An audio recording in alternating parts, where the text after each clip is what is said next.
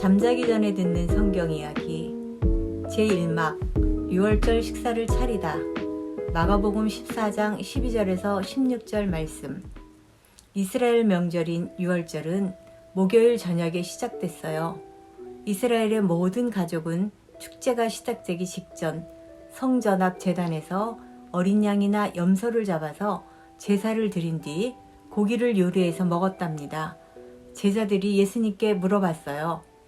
선생님, 우리는 어디서 유월절 식사를 할까요? 그러자 예수님은 두 제자를 예루살렘에 보내시며 이렇게 말씀하셨어요. 너희는 성 안으로 들어가라. 그러면 물동이를 쥐고 오는 한 남자를 만날 것이다. 그를 따라가라. 그가 집으로 들어가면 집주인에게 말을 하여라. 우리 선생님께서 제자들과 함께 유월절 식사를 하시려고 합니다.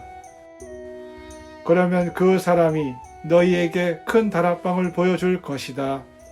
예수님의 말을 들은 두 제자는 길을 떠났어요. 예루살렘 성 안으로 들어가자 우물에서 물을 떠서 물동이를 이고 가는 여자들이 많았어요. 물을 길러오는 것은 여자들이 하는 일이었거든요. 그 가운데 남자 한 명이 물동이를 짊어지고 걸어갔어요. 제자들은 남자를 따라갔어요. 그 다음에는 모든 일이 예수님의 말씀대로 이루어졌답니다. 다락방은 깨끗하게 청소가 돼 있고 자리도 단정하게 깔아놓은 상태였어요. 식기도 잘 준비되어 있었지요. 두 제자는 어린 양 한 마리를 잡아 성전에 바친 뒤 요리해서 저녁 준비를 해 놓았어요. 제2막 마지막 만찬. 마가복음 14장 17절에서 31절까지 말씀. 날이 저물자 예수님은 남은 10명의 제자를 데리고 그 집으로 가셨어요. 식사를 하면서 예수님은 말씀하셨어요. 너희 가운데 한 사람, 지금 나와 함께 식사하고 있는 사람이 나를 배신할 것이다. 제자들은 깜짝 놀라서 물어보았지요.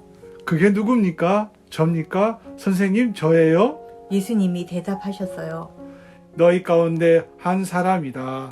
그리고는 빵을 집어 하나님께 감사하신 다음 떼어서 제자들에게 주시면서 말씀하셨어요.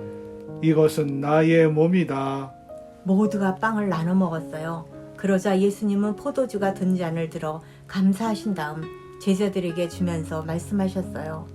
이것은 많은 사람을 위해 흘리는 나의 피다. 나는 하늘 아래에서 포도주를 마실 때까지 다시는 포도주를 마시지 않을 것이다. 그런 다음 모두가 하나님께 감사와 찬양의 노래를 불렀어요. 그들은 곧바로 집에서 나와 예루살렘 성 밖에 있는 올리브 산으로 갔어요. 그 사이 유다는 몰래 제사장들이 있는 곳으로 달려갔지요. 예수님께서는 길을 걸으시며 10명의 제자에게 이렇게 말씀하셨어요. 너희는 지금부터 일어나는 일을 이해하지 못할 것이다. 너희는 내가 공경에 빠질 것을 보고 마치 목자 없는 양떼처럼 불풋이 흩어질 것이다. 하지만 나는 다시 살아나 너희를 한자리에 불러 모을 것이다. 그러자 베드로가 앞으로 나서며 큰 소리로 말했어요. 다른 사람들은 모두 선생님을 버린다 해도 저는 선생님 곁에 있겠습니다. 예수님은 고개를 흔들며 말씀하셨어요. 새벽이 되어 닭이 2번 울기 전에 너는 3번이나 나를 모른다 할 것이다. 베드로는 꿋꿋하게 주장했어요. 결코 그런 일은 없을 겁니다. 저는 설령 목숨을 잃는다 해도 결코 선생님을 떠나지 않을 것입니다. 다른 제자들도 똑같이 말을 했답니다. 예수님께서는 십자가를 지시기 전에 제자들과 마지막 식사를 하셨어요. 과연 예수님의 마음은 어땠을까요? 아마도 두렵고 괴로운 마음과 우리를 사랑하는 마음이 함께 있었을 거예요.